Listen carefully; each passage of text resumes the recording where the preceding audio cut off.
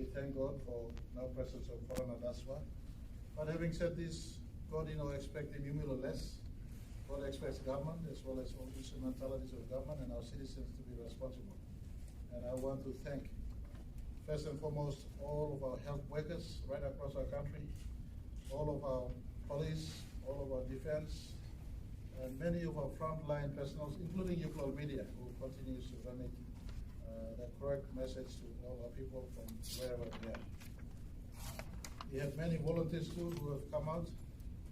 You would have seen from 10th floor from Marape House, plenty of volunteers already joined hand, already start work, including family of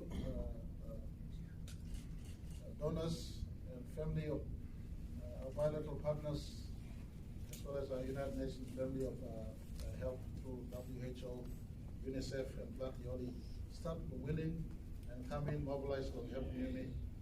We'd like to big thank you on behalf of the people of Papua New Guinea, the 8 million plus people of this country. As Prime Minister of this country, let me thank everyone who had a contribution to ensuring that our country has greater awareness on corona.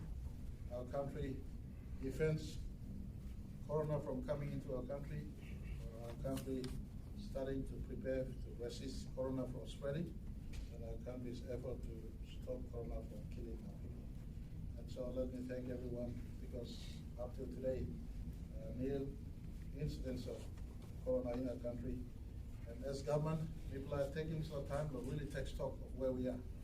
First thing and foremost, as government, people acknowledge that our health system is very weak in as far as having availability of resources, availability of medicines and care facilities. And the lesson people are learning from this corona experience is for us to be awakened to the need to make correct interventions in our health system.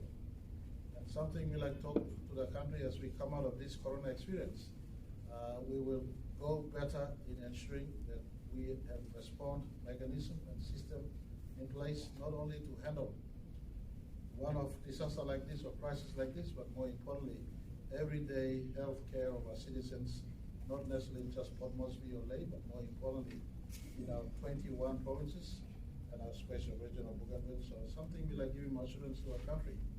We are learning from this experience, and we will build a better system of healthcare delivery for our people, including, as I indicated 2 days ago, ensuring our health workers, ensuring our policemen, and ensuring our frontline defenders of our country, including our military, going on into the future. And as far as some activities we want to take right away, in Lae, in Kokopo, in Madang, in Goroka, possibly in Mendi for Upper Highlands, in Port Moresby, somewhere in between Milne Bay and Oro Province, a facility in the Sepik region, and a facility in the Western Papua region. We want to build up permanent facilities in those areas to ensure, in the event that corona virus propagates and spreads in our country, we want to have facilities prepared, ready, set up, and we can, those who are infected with corona, instead of leaving them out in society, we'll pick them up, mobilize them, put them into those specific areas of containment for us to deal with them there and then, and eradicate corona from amongst us. Remember, and the health minister has come up with this important line that I like to use, and the media can also pick on and spread. The virus does not move. People move it. If we stop moving, the coronavirus stops. And that is a strategy we want to embark upon. The virus moves from person to person. We've started the isolation strategy in the state of emergency 14-day period for us to usually start by localizing our people where they are, and for us to have a corona map which will be available by Friday this week.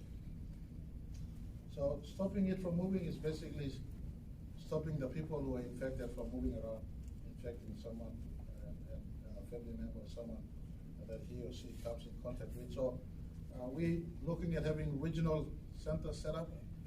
Port Moresby's infrastructures are being worked on, including temporary facilities that we have been worked on. Some of you would have realized the Rita Flynn courts have UNICEF tents inside.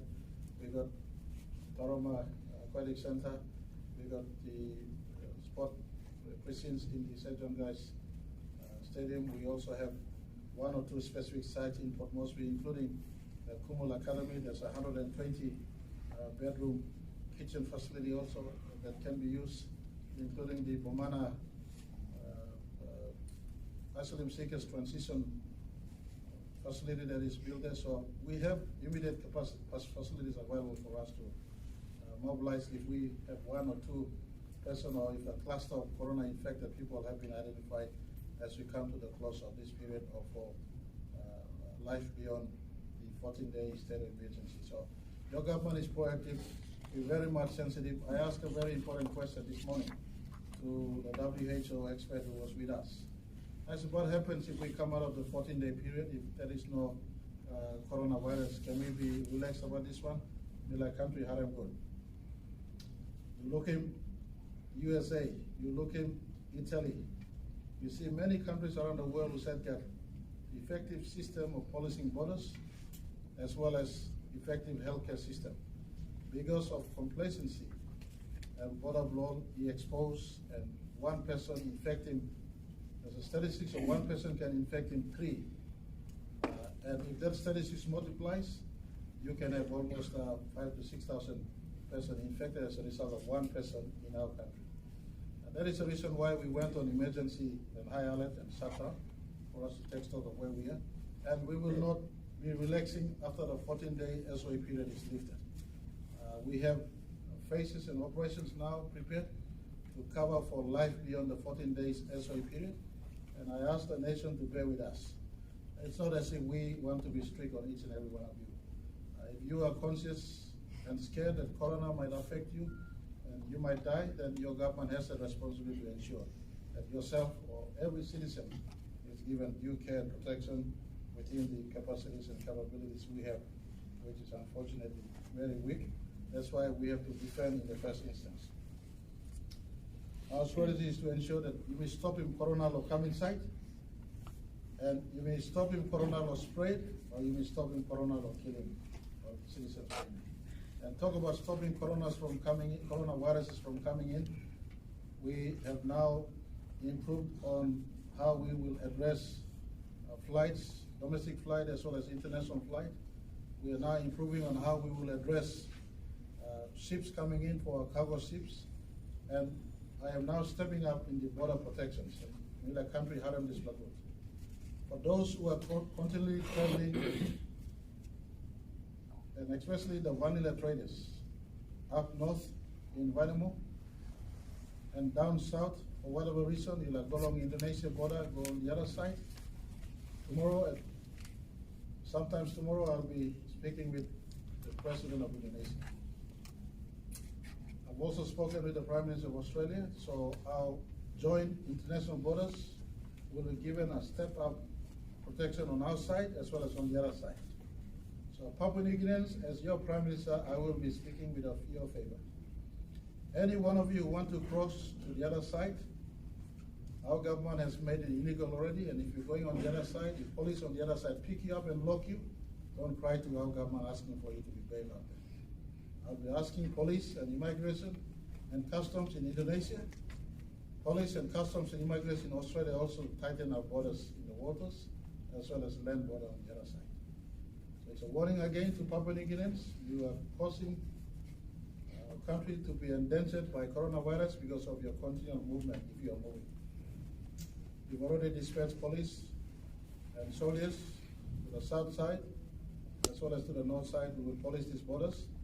But you know, people do evade police borders, and they do sometimes take the risk and travel on the other side. You're now doing it at your own peril. I'll be asking my counterpart, the President of Indonesia. I will also be asking my counterpart, the Prime Minister of Australia, to ensure that the borders are policed.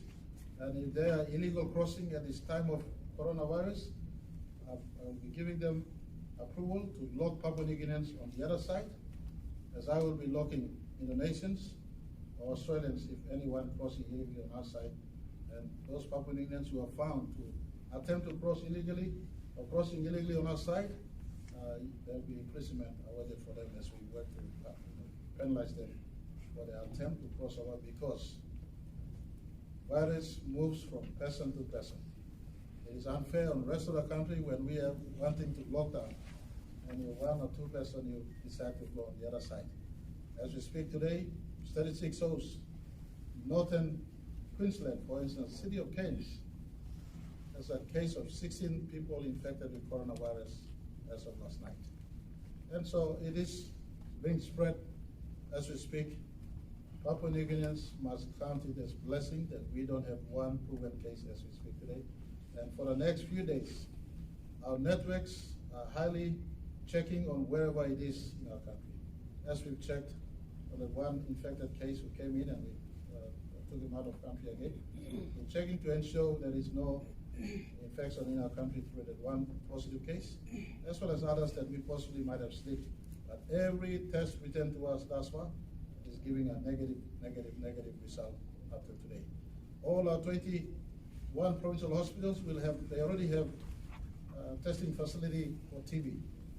We're working with our health personnel to ensure that these testing kits for corona is now being made available, so the same facility can be used to test for corona, and as well as 4 regional specialized centers will be set up, Lae, Port Moresby, Goroka, including Madang, so I beg your pardon, and a couple facility for PNG IMR's level of testing that we will also do. So your government is taking proactive measures to ensure we are totally fighting corona at the doorsteps, including keeping it out of our country, fighting corona at the doorsteps, and eradicating it if it is found in our country, and stopping it from killing our people. And I'd like to give assurance to every of citizens of our country, we are doing our absolute best to ensure that this is done with every support from our whole of government.